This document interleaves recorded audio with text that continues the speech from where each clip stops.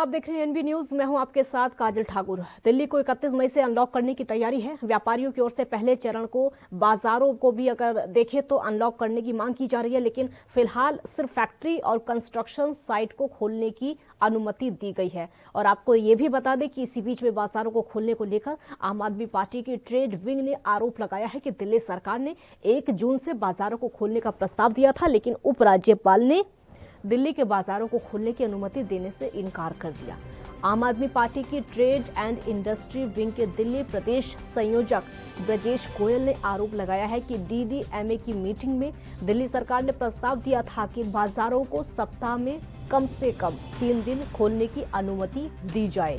एक press conference में ब्रजेश गोयल ने कहा कि डीडीएमए की बैठक में दिल्ली सरकार ने उद्योगों, कंस्ट्रक्शन साइट के साथ में बाजारों को भी खोलने का प्रस्ताव दिया था, लेकिन उपराज्यपाल ने अनुमति नहीं दी।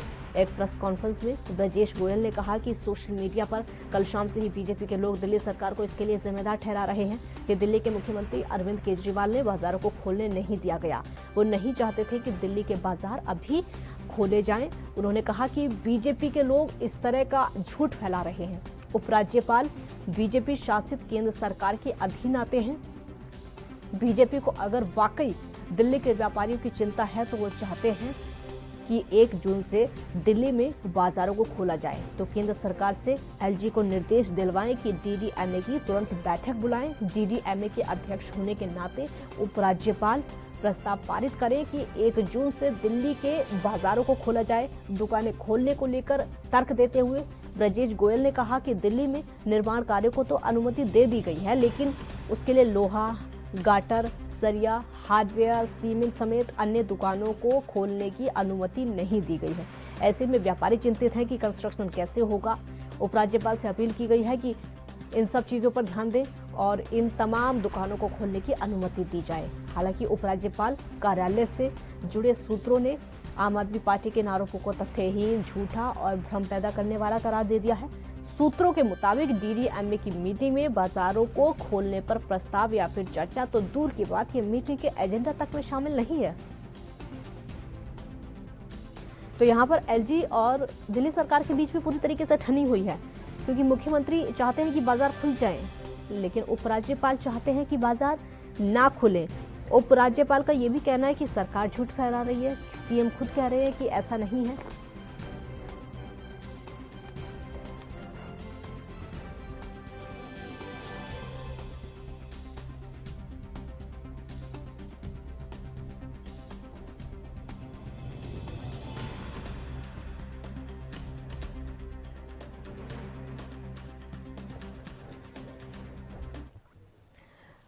और हमारे साथ चर्चा करने के लिए इस समय राजीव तिवारी संवाददाता दिल्ली से जुड़ चुके हैं और आरबी उपाध्याय वरिष्ठ पत्रकार हैं। आरबी उपाध्याय जी, बहुत बहुत स्वागत है आपका। राजीव, पहला सवाल मेरा आपसे ही होगा, क्योंकि दिल्ली में अनलॉक करना चाहती है दिल्ली सरकार की। धीरे धीरे जो अनलॉक की प्रक्रिया है अब उसको शुरू कर दिया जाएगा, जिसके लिए कई सारी ऐसी चीजें हैं जिनको खोलना चाहती है दिल्ली की सरकार, चाहे वो बाजार हो या फिर कंस्ट्रक्शन को लेकर तो हालांकि आदेश दे ही दिया गया, लेकिन उपराज्यपाल ऐसा नहीं चाहते हैं।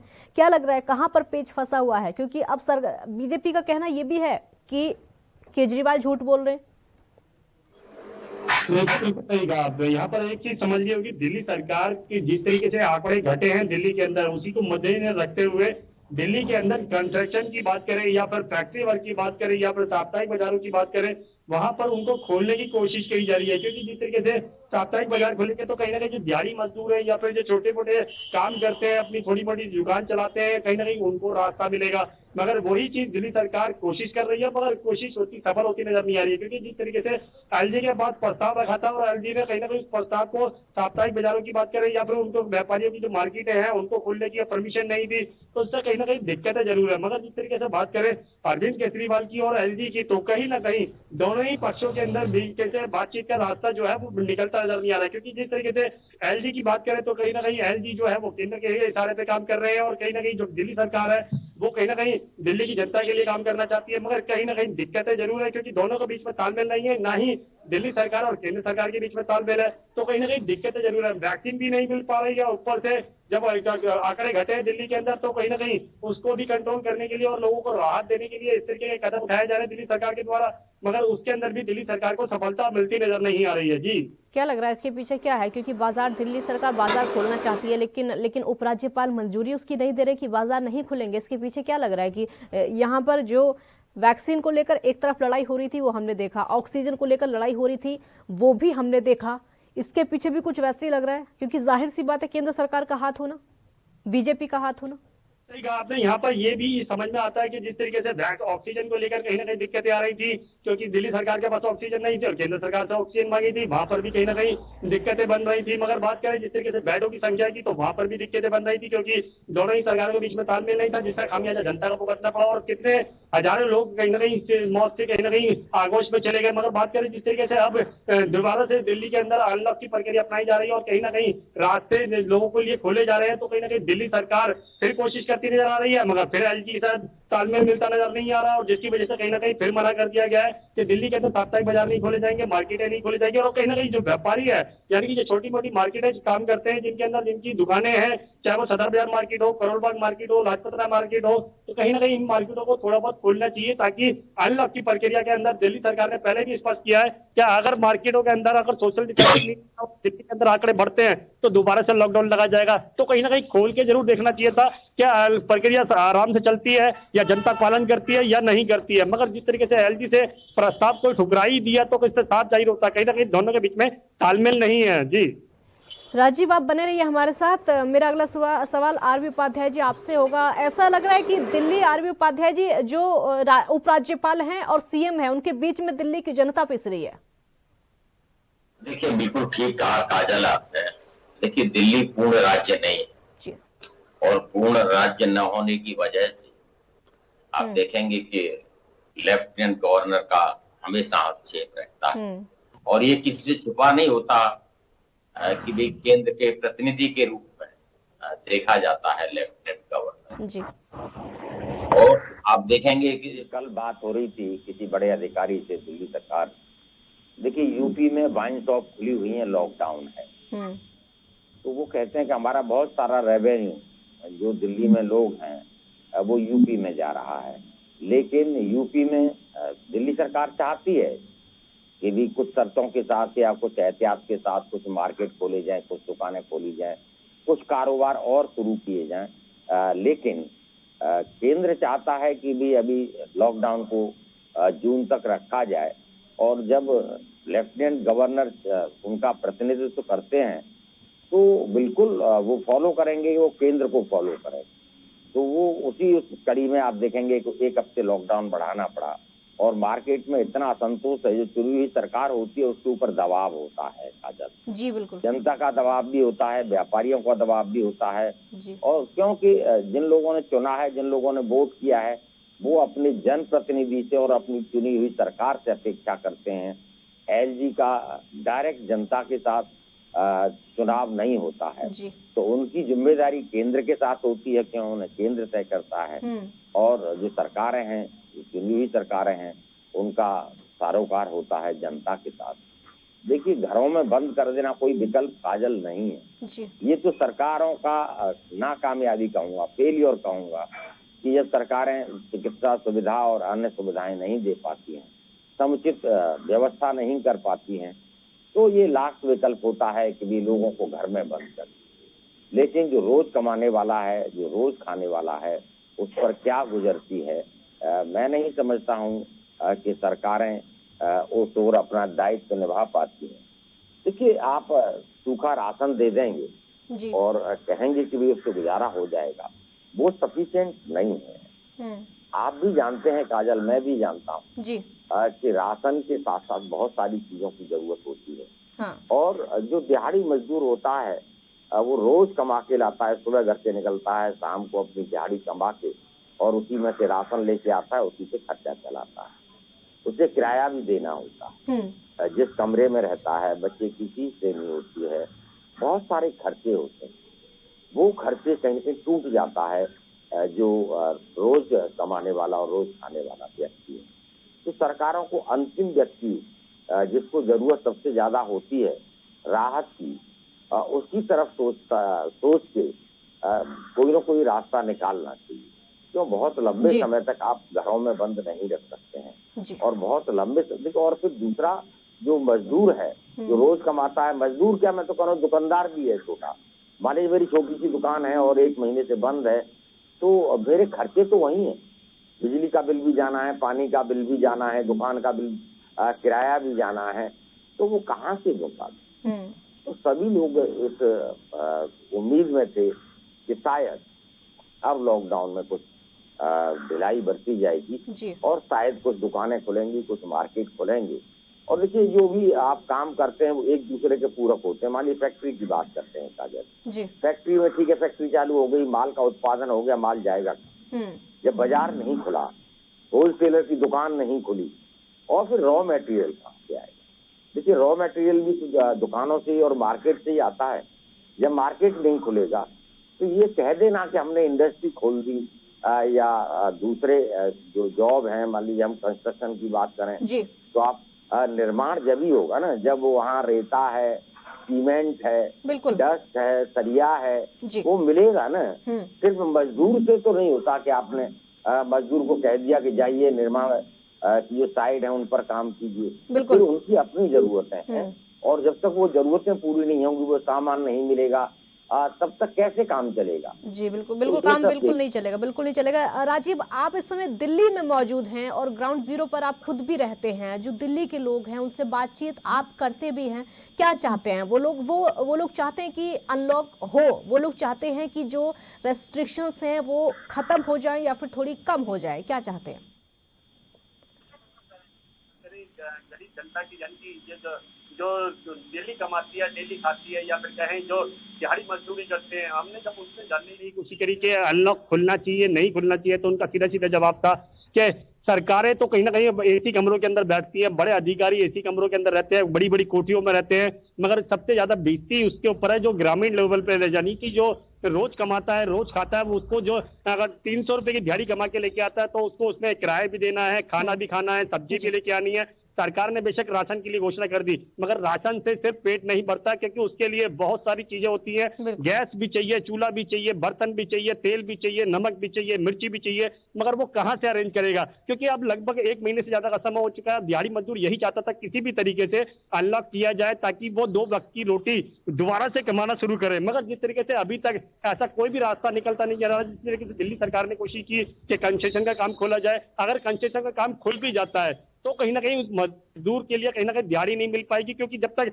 बाहर से कच्चा माल नहीं आएगा तो वो कहते कंसेशन का काम में यूज नहीं होगा। जब वो बन भी जाएगा तो फिर उसके बाद कस्टमर नहीं है तो उसे खरीदेगा कौन, तो ये कहीं ना कहीं दिक्कतें हैं। मगर वही बात करें मार्केटों की, अगर छोटी सी दुकान की, हम परचून की दुकान की बात करें तो कहीं ना कहीं उसके लिए भी कहीं ना कहीं दिक्कतें हैं, क्योंकि जब कस्टमर ही नहीं आएगा तो वो कच्चा माल लेके कहां से आएगा, और जब कच्चा माल कहां से लेके आएगा जब तक मार्केटें नहीं खुलेगी, तो कहीं ना कहीं दिक्कतें जरूर है। मगर दिल्ली सरकार इस तरफ सोच जरूर रही है, कोशिश भी कर रही है, मगर कहीं ना कहीं जो एलजी है या फिर केंद्र सरकार है उनके बीच में जो तालमेल नहीं है, उसकी वजह से कहीं ना कहीं खामियाजा जनता को भुगतना पड़ रहा है। और यही खामियाजा हमने कोरोना महामारी के बीच में भी देखने को मिला था, क्योंकि अस्पतालों के अंदर जब ऑक्सीजन नहीं थी तो जिम्मेवारी केंद्र सरकार के पास बनती थी या फिर दिल्ली सरकार के पास बनती थी। एक दूसरे के ऊपर आरोप प्रत्यारोप कर रहे थे, मगर कहीं ना कहीं जनता को राहत नहीं मिली थी, और जिसकी वजह से कहीं ना कहीं बड़ी संख्या के अंदर लोग मरे भी थे, और अस्पतालों के अंदर बाहर मरीजों की संख्या जो थी वो कहीं ना कहीं डरावनी थी। मगर अब बात करें अनलॉक की प्रक्रिया की, तो कहीं ना कहीं दिल्ली सरकार कदम जरूर उठा रही है, मगर वो अभी भी इतना बड़ा कारगर नहीं है, क्योंकि कंसेशन और फैक्ट्री वर्क खोलना दोनों ही कहीं ना कहीं आसान जरूर है, मगर कहीं ना कहीं जो फैक्ट्रियों का माल कहां जाएगा, कहां जाके बिकेगा, जब मार्केटें नहीं खुलेंगी तो वो मार्केट में जो सामान बिकेगा नहीं, तो फिर वो मजदूर को दिहाड़ी कहां से देगा फैक्ट्री वर्क वाला, तो कहीं ना कहीं दिक्कतें जरूर है। मगर कहीं ना कहीं जनता भी चाहती है कि अनलॉक की प्रक्रिया स्टार्ट की जाए, और ताकि थोड़ा बहुत जो गुजारा हो सकता है उससे कहीं ना कहीं रास्ता निकलता नजर आए। जी आरबी उपाध्याय जी, यहाँ पर जो सवाल है सीधा केंद्र सरकार पर है, क्योंकि केंद्र सरकार एक तरफ तो कहती है कि हमने सारी जो जिम्मेदारी है वो राज्यों को दे दी है, राज्य अपने हिसाब से लॉकडाउन लगाएं, अपने हिसाब से पाबंदियां लगाएं, जैसे करना है वैसे करें, ठीक है। एक तरफ तो केंद्र सरकार ये कहती है कि सारी जिम्मेदारी राज्यों को दे दी है, और वो कई महीने पहले ही दे दी गई थी, हालांकि पहले वाले लॉकडाउन में नहीं थी, इस वाले में है। लेकिन अब हम देख रहे हैं कि पर्दे के पीछे से केंद्र की सरकार राज्यों को चलाना भी चाहती है अपने तरीके से। अगर ऐसा है तो या तो इनको सीधे आकर बोल देना चाहिए। देखिए, बिल्कुल आपने ठीक कहा काजल जी। केंद्र सरकार कहती जरूर है कि राज्यों को हमने स्वायत्तता दी है, बिल्कुल, और राज्य अपने फैसले खुद लेते हैं। ऐसा नहीं है। केंद्र अपना जो एक वर्चस्व है या अपना जो कमांड है वो बनाए रखना चाहता है, और कोई भी होगा केंद्र में वो खुली छूट नहीं देना चाहता। ये बात अलग है कि जब नाकामयाबी का ठीकरा फोड़ना होता है तो हम कहीं ना कहीं अपनी जिम्मेदारियों को दूसरे के ऊपर डालने की कोशिश करते हैं, चाहे वो ऑक्सीजन की कमी हो, चाहे वो दवाओं की कमी हो, चाहे वो बेड की कमी हो। वहाँ राज्य सरकारों कहते हैं कि हमने खुली छूट दे रखी है, जबकि आपने खुद देखा कि बहुत सारी कंपनियां, अमेरिकन कंपनियों ने मना कर दिया कि हम राज्यों से कोई सौदा नहीं करेंगे, कोई बात नहीं करेंगे, हम केंद्र सरकार से बात करेंगे, सौदा करेंगे और सरकार को देंगे और उनसे ही पेमेंट लेंगे।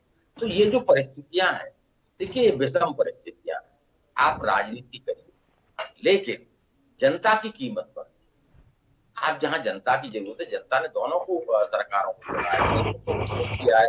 मान लीजिए मैं दिल्ली की बात करूं तो दिल्ली में 7 सीटें जो लोकसभा की हैं वो बीजेपी के पास हैं। केंद्र सरकार को पूरा सपोर्ट कहीं ना कहीं दिल्ली की जनता ने किया है, और राज्य सरकार है तो देखिए दोनों मिलकर अगर काम करेंगे तो परिणाम अच्छे आएंगे और जनता को कुछ राहत मिलेगी। ये टांग खिंचाई से क्या होगा, एक चाहता है खोलें, दूसरा चाहता है खोलें।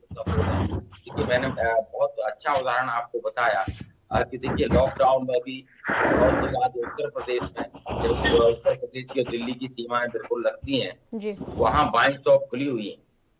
तो जो लिक्वर का जो कस्टमर है वो बजाय दिल्ली से परचेज करने के, क्योंकि दिल्ली में बंद है और यूपी से परचेज होता है तो बहुत सारा टैक्स जो आमदनी है दिल्ली सरकार की वो उससे वंचित हो जाती है। और जब कोई भी प्रदेश की आमदनी जब कम होगी, पिछली बार आपने देखा होगा लॉकडाउन के बाद में आलोचना भी हुई, ये नहीं है कि आलोचना नहीं हुई, लेकिन अगर राजस्व दिल्ली सरकार तो इस समय अगर मार्केट नहीं खुलेगा, दुकानें नहीं खुलेंगी तो पैसा दिल्ली सरकार के पास नहीं आएगा, और जब कोई भी सरकार है उसके पास पैसा नहीं होगा तो जो कल्याणकारी योजनाएं हैं उनके बजट में कटौती होगी। और इसी जनता भी बहुत लंबे समय तक लॉकडाउन नहीं झेल पा रही जी। बहुत अति हो गई है। मैं देख रहा हूँ कि भी पिछले साल भी और इस साल भी हम उम्मीद कर रहे थे कि 1 हफ्ते में, 2 हफ्ते में, 3 हफ्ते में लॉकडाउन खुलेगा, और देखिए 1-2 हफ्ते तक मजदूर कहीं गया भी नहीं काजल। मुझको उम्मीद थी कि अगले हफ्ते शायद मेरा काम मिलना मुझे शुरू हो जाएगा, मेरी दिहाड़ी मिलना शुरू हो जाएगी, लेकिन ऐसा हुआ नहीं। जब सेकेंड लॉकडाउन दूसरे हफ्ते का बढ़ाया गया तो बहुत सारा मजदूर भी जा चुका है यहाँ, पलायन कर चुका है प्रवासी मजदूर, जब उसने देखा कि भी लॉकडाउन बढ़ता चला जा रहा है और वो सरवाइव नहीं कर पा रहा। देखिए इतने दिन तक जो मजदूर है वो सरवाइव नहीं कर पाए। ये बात अलग है, आप कहते हैं हमने कि नई नई योजनाओं की घोषणा कर दी, लेकिन मजदूर तक कितना पहुंचता है, क्यों इन मजदूरों का कोई डाटा अभी तक अवेलेबल नहीं है। जो रोज दिहाड़ी मजदूर है उसका डाटा किसी भी सरकार के पास अभी तक तो नहीं है। आगे कोर्ट ने भी कहा है और होना भी चाहिए, डाटा सरकारों के पास होना चाहिए, जिससे कि कोई अगर राहत का पैकेज है तो सीधा उन तक पहुंच पाए। बहुत सारे लोगों के पास राशन नहीं है, लेकिन उनको कह दिया गया कि इसके पास राशन नहीं है, उसको भी हम राशन कार्ड नहीं है उसको भी राशन देंगे। तो क्या राहत भी, जो राहत अभी हम देख रहे हैं कि भी चाहे वो टैक्सी चालक है और चाहे वो दूसरे लोग हैं, सरकार देने की कोशिश कर रही है, लेकिन बहुत बड़ा वर्ग, देखिए अब इस समय इंडस्ट्री बिल्कुल टूट चुकी है। हम देखेंगे जो बस के ड्राइवर हैं, कंडक्टर हैं, जो भी ट्रांसपोर्टर थे, वो सब बिल्कुल पैदल हो चुके हैं, उनका आर्थिक व्यवस्था बहुत जर्जर हालत में पहुंच चुकी है। और देखिए जो रिक्शा चलाता है, थ्री व्हीलर चलाता है, वो भी देखिए दिहाड़ी मजदूरों में बहुत बड़ी संख्या आती है। जी बिल्कुल। और मैं देख रहा हूँ काजल, जो घरों में कामगार थे, जो घरों में काम करती थी महिलाएं, उनका काम भी इस लॉकडाउन की वजह से और कोरोना महामारी की वजह से बहुत प्रभावित हुआ है। लोगों ने बुलाना बंद कर दिया है, काम नहीं दे रहे हैं घरों में। तो परिस्थितियां विषम है। दोनों सरकारों को परिस्थितियां बिल्कुल परिस्थितियां बिगड़ी हुई हैं। और राजीव, आपके पास में जो सवाल लेके आऊंगी वो उपाध्याय जी की बात से ही निकलेगा, क्योंकि जैसा वो कह रहे हैं जो कि यूपी की कुछ इलाके हैं जो कि दिल्ली से सटे हुए हैं, वहां पर शराब की दुकानें खुली हुई हैं। अब दिल्ली के लोग जो हैं दिल्ली से ना लेकर वहां से ले लेते हैं, क्योंकि दिल्ली में इस समय लॉकडाउन लगा हुआ है। तो इनडायरेक्टली हम देख लें तो जो फायदा है बीजेपी को हो रहा है। अब केंद्र से कमा लो या फिर राज्य से कमा लो, खाते में तो बीजेपी के ही जा रहा है। बदनामी यहाँ पर दिल्ली की हो रही है, लॉस में यहाँ पर राजधानी है। देखिए, बिल्कुल सही कहा आपने। यहाँ पर केंद्र सरकार का ही फायदा होता नजर आ रहा है, क्योंकि बात करें हम शराब की दुकानों की, जो दिल्ली से सटे हुए इलाकों के अंदर शराब की दुकानें खुली हुई हैं, और दिल्ली की जनता को अगर शराब चाहिए होती है तो क्या करते हैं, वो शॉर्टकट तरीके से किसी भी रास्ते से वहां पहुंचकर वो शराब की दुकान शराब खरीद लेते हैं और दिल्ली में लाकर उसे दुगने से तिगने दामों में बेच देते हैं। उनका तो प्रॉफिट हो गया, मगर केंद्र सरकार के पास में भी प्रॉफिट चला गया। मगर जो दिल्ली सरकार के पास होना चाहिए था, या फिर ग्राउंड लेवल पे जो लोग है, जनता है, उनके पास तो कोई फायदा नहीं पहुंचा। ना ही सरकारों की तरफ से कोई सुविधा पहुंच पाई, ना ही सरकारों की तरफ से, और ना ही दिल्ली सरकार को कोई फायदा हुआ। मगर बात करें जिस तरीके से लॉकडाउन खोलने की, बिल्कुल खोलना चाहिए, और कहीं ना कहीं जनता भी यही चाहती है। क्योंकि हमने कई मजदूरों से ऐसे बात करी थी जिन्होंने अपने भावुक होकर ये बताया था कि सरकार अपने बारे में सोच रही है, ना कि उनके बारे में, क्योंकि उनके पास तो 2 वक्त की गुजारे करने के लिए भी पैसे नहीं है, और मजबूर होकर वो कहीं ना कहीं अपने गांव चले गए थे, जिसकी वजह से कहीं ना कहीं जो जहाँ पे रहते थे उन्होंने मना कर दिया, जिन्होंने काम पे रखा हुआ था उन्होंने मना कर दिया कि हमारे पास काम के लिए पैसे नहीं है, जिन्होंने किराया लेना था उन्होंने भी मना कर दिया कि हमारे को आप किराया नहीं दे रहे तो खाली कर दीजिए। तो कहीं ना कहीं दिक्कतें बहुत ज्यादा है, मगर सरकार इस तरफ नहीं सोचती है, ना कि फिर सिर्फ मिडिल क्लास के लिए या फिर अपर क्लास के लिए सोचा जाता है। क्योंकि ग्राउंड क्लास का सरकारों के पास ऐसा कोई भी डाटा नहीं है कि कितने मजदूर काम करते हैं, कि छोटी दुकानों के अंदर कितने भी मजदूर काम कर लें, उनका कोई भी डाटा किसी भी दुकानदार के सरकार के पास नहीं मिलेगा, क्योंकि वो सब रिकॉर्ड में नहीं होते हैं, अनरिकॉर्ड होते हैं सारे। मगर कहीं ना कहीं सरकारें जिस तरीके से कोशिश कर रही है उससे साफ जाहिर है दोनों ही तरफों से बेनिफिट केंद्र सरकार का हो रहा है। क्योंकि वैक्सीन की बात करें तो दिल्ली के अंदर वैक्सीनेशन का टीकाकरण सरकारी आंकड़ों में तो बंद है, मगर जो प्राइवेट अस्पताल है वहां पर वैक्सीनेशन का टीकाकरण चल रहा है। यानी कि सीधे सीधे कहे तो केंद्र सरकार से कहीं ना कहीं प्राइवेट अस्पतालों में वैक्सीन मिलती है और वो दुगने से तिगने दामों में बेची जाती है। प्रॉफिट केंद्र सरकार के पास जाता है या फिर प्राइवेट अस्पतालों के पास जाता है। दिल्ली सरकार को ना तो कुछ मिला और जो आम जनता है ना ही उनको वैक्सीन मिली। तो कहीं ना कहीं दिक्कत जरूर है, मगर केंद्र सरकार को चाहिए कहीं ना कहीं अगर समझौता करना है, तालमेल मिलाना है, तो कहीं ना कहीं दिल्ली सरकार के पास अगर नहीं कॉपरेट हो पा रहा है तो उसको केंद्र अपने हाथों में ले ले और कॉपरेट करे और कहीं ना कहीं जनता को राहत दे। क्योंकि जनता जो है वो कोरोना से भी जूझ रही है, ब्लैक फंगस से भी जूझ रही है और भूखमरी से भी जूझ रही है। जी ठीक है। आरबी उपाध्याय जी, लॉकडाउन को लेकर दिल्ली सरकार प्रभावी मानती है। सिर्फ मैं दिल्ली की बात नहीं करूंगी, मैं कई राज्यों की बात करूंगी। कई राज्यों की सरकारें लॉकडाउन को प्रभावित मानती हैं कोरोना के जो केसेस हैं उसको लेकर, कि कोरोना संक्रमितों का जो ग्राफ गिर रहा है उसके लिए लॉकडाउन सबसे ज्यादा प्रभावी है। दिल्ली की सरकार भी ये मानती है, कई अन्य राज्यों की सरकारें भी ये मानती हैं। आपको क्या लगता है? देखिए, प्रभावी क्या है, अंतिम कदम है और व्यवस्था का फेलियर है। जब आपसे कोई व्यवस्था नहीं हो तो लोगों को घरों में बंद कर दीजिए, ताला लगा दीजिए। और क्या है, यानी आप स्वास्थ्य सुविधाएं या जो एहतियात हैं, उन जो नियम हैं, कानून है, जो कोविड गाइडलाइन है, उनका पालन नहीं करा पा रहे हैं आप, या आप दवा नहीं दे पा रहे हैं, या आप बिस्तर नहीं दे पा रहे हैं, तो इन सब चीजों को, नाकामियों को छुपाने का सबसे आसान तरीका मैं मानता हूँ लॉकडाउन है जी। तो इसमें कुछ लगना नहीं है, मरना है तो जनता को मरना है, तो इससे अच्छा विकल्प क्या हो सकता है?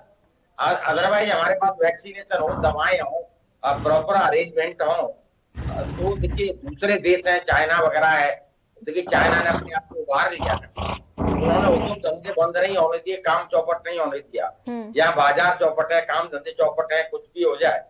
देखिए, जब आप बिल्कुल रोकथाम नहीं कर पाते, आपके पास कोई नहीं होती, तो लॉकडाउन अंतिम विकल्प होता है और सभी सरकारों को ये सूट करता है। देखिए, जब लोग बाहर नहीं निकलेंगे, एक दूसरे के कांटेक्ट में नहीं आएंगे, तो बट नेचुरल है कि वो संक्रमण नहीं फैलेगा, और संक्रमण नहीं फैलेगा तो जो संख्या है मरीजों की वो घटेगी और संक्रमण घटेगा। जनरल सा फॉर्मूला है। आपने फर्स्ट वेव में भी देखा कि केंद्र सरकार ने एक लंबा लॉकडाउन किया था और उसी का परिणाम आप देखेंगे कि कोरोना उतना नहीं फैला था। इस बार केंद्र सरकार ने मना कर दिया, भाई हम कोई फैसला नहीं लेंगे, राज्य अपना फैसला लें। और राज्यों ने फैसले भी इस तरह के फैसले थे कि मैंने देखा कि भी प्रधान के इलेक्शन थे, लोग प्रवासी मजदूर अपना प्रधान के लिए गांव में वोट देने गया तो वो गांव में वोट दे के आ गया, लेकिन कोरोना दे आया वहाँ। तो आज गांव बड़ी बुरी तरीके से प्रभावित हैं और उनके आंकड़े अवेलेबल नहीं है। एक एक गांव में 25-25, 30-30 लोग मर चुके हैं, लेकिन कोई आंकड़ा नहीं होता। वो और तो और वो काजल वो उसमें भी नहीं आते हैं, जो कोरोना की जो एक लिस्ट है ना उसमें नहीं आते। बिल्कुल जी बिल्कुल। तो ये जो विडंबना है, कहीं न कहीं सरकारों को मिल बैठकर एक रास्ता निकालना चाहिए, जिससे कि जो जनता है परेशान है वो कोरोना से तो शायद बच जाए, लेकिन भूख से जरूर मर जाएगी। बिल्कुल उपाध्याय जी, लेकिन हमें ये देखना होगा कि दूसरी लहर में नुकसान बहुत ज्यादा हुआ है, बहुत ज्यादा मौतें हुई हैं, संक्रमित बहुत ज्यादा, लेकिन इस चीज को हमें नहीं भूलना होगा कि दूसरी लहर में ही गांव को सबसे ज्यादा नुकसान हुआ है। पहली लहर में गांव को बिल्कुल नुकसान नहीं था, लेकिन इस बार देखने को मिला है गांव में बहुत ज्यादा बुरी तरीके से कोरोना फैल चुका है। ये डिफरेंस है पहली और दूसरी लहर में। देखिए, पहले गाइडलाइन बड़ा क्लियर थी, इस समय असमंजस की स्थिति रही है। राज्य कुछ कह रहा है, केंद्र कुछ कह रहा है, अब नीचे तक मैसेज अलग जा रहा है। पहले बड़ा क्लियर था। तो देखिए, प्रधान ने, जो गांव प्रधान था काजल, मुझे ध्यान है, उन्होंने मान लीजिए उनका रिश्तेदार भी है तो वो गांव के अंदर नहीं जाएगा, उसे 15 दिन बाहर क्वारंटीन किया जाता था, भले ही उसका खाना पीना गांव वाले घर से ही आता था, लेकिन जब तक 1 हफ्ते या 15 दिन वो क्वारंटीन नहीं हो जाता था तब तक उसे गांव में एंट्री नहीं दी जाती। अब देखिए, केंद्र ने अपना पल्ला झाड़ लिया, राज्य ने अपना पल्ला झाड़ लिया, और वहाँ पंचायत के इलेक्शन भी हो रहे हैं, कुंभ भी हो रहा है, और बंगाल में चुनाव भी हो रहा है, रैलियां भी हो रही हैं। तो बड़ा असमंजस की स्थिति जो जनता के सामने, कई लोगों से मेरी बात होती थी तो वो कहते थे कि कोरोना मेरे लिए दिल्ली में ही कोरोना है, बंगाल में कोरोना नहीं है। नेता उतनी रैली कर रहे हैं, इतनी भीड़ है, वहां पर पद यात्राएं हो रही हैं, और आप मुझे कह रहे हैं कि आप घर से बाहर मत निकलो। तो देखिए, जो ये इस तरह का जो माहौल बना, कहीं न कहीं कैजुअलिटी बढ़ाने में या सेकेंड वेव में फैलाव इसका जो हुआ, जो गांव तक पहुंचा वायरस, वो कहीं न कहीं असमंजस की स्थितियां भी है। बिल्कुल असमंजस की बिल्कुल स्थिति आई है, बिल्कुल आई है, और स्पष्ट नहीं थी। हाँ। और तो और आज तक स्पष्ट नहीं है भाई, रेमडेसिविर इंजेक्शन और उसका कोई प्लाज्मा थेरेपी कहाँ गए। पहले ये था कि नहीं, बहुत कारगर उपाय है, तो या तो पहले हम गलत थे या आज गलत है, दोनों में से कोई तो डिसीजन गलत है। बिल्कुल। तो बहुत सारी चीजें हैं जिनकी वजह से मैं देख रहा हूँ कि जो एक अच्छे परिणाम आने चाहिए, जो एक महामारी है, एक लड़ाई है, हम सब मिलकर लड़ते, तो वो दिख नहीं रहा है।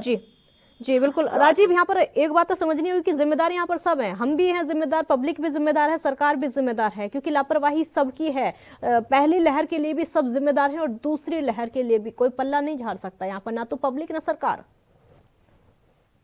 अब यहाँ पर बात करें जिम्मेवारी की, तो जिम्मेवारी दिल्ली की भी बनती है, दिल्ली की जनता की भी बनती है, दिल्ली के अधिकारियों की बनती है, और यहाँ तक कि केंद्र सरकार की भी जिम्मेवारी बनती है, क्योंकि जिस तरीके से लापरवाही सबने की है। बिल्कुल। पहली लहर के अंदर इतना कोरोना नहीं फैला था और उस समय वैक्सीन भी नहीं थी, फिर भी कंट्रोल किया गया था केंद्र सरकार के द्वारा। मगर बात करें जब राज्य सरकारों को हाथ में दिया गया तो कंट्रोल करने के लिए राज्य सरकारों ने भी कोशिश की, मगर दिल्ली सरकार और केंद्र सरकार या फिर और राज्यों की बात करें, वहां पर तालमेल नहीं मिला, जिसकी वजह से खामियाजा जो है, वायरस जो है वो गांव तक चला गया और गांव के लोग जो थे वो भी संक्रमित होते नजर आए। मगर जब बात करें तीसरी लहर की, तीसरी लहर के लिए वैसे ही पहले से बताया जा रहा है कि बच्चों के लिए घातक है, मगर यहाँ पर जब दूसरी लहर के अंदर ही दिल्ली सरकार हो या फिर और राज्यों की सरकार हो और केंद्र सरकार हो, उनके बीच में जब तालमेल नहीं है तो कहीं ना कहीं दूसरी लहर में भी खामियाजा जनता को भुगतना पड़ा। और तीसरी लहर तो वैसे भी बच्चों के लिए घातक बताई जा रही है, तो उसमें क्या परिस्थिति होगी ये भी चौंकाने वाला सवाल खड़ा होता है। क्योंकि देखिए, बिल्कुल एक चीज यहाँ पर समझनी होगी, जिस तरीके से लापरवाही सबकी है, मगर कहीं ना कहीं जिम्मेवारी अपनी गलतियों को समझकर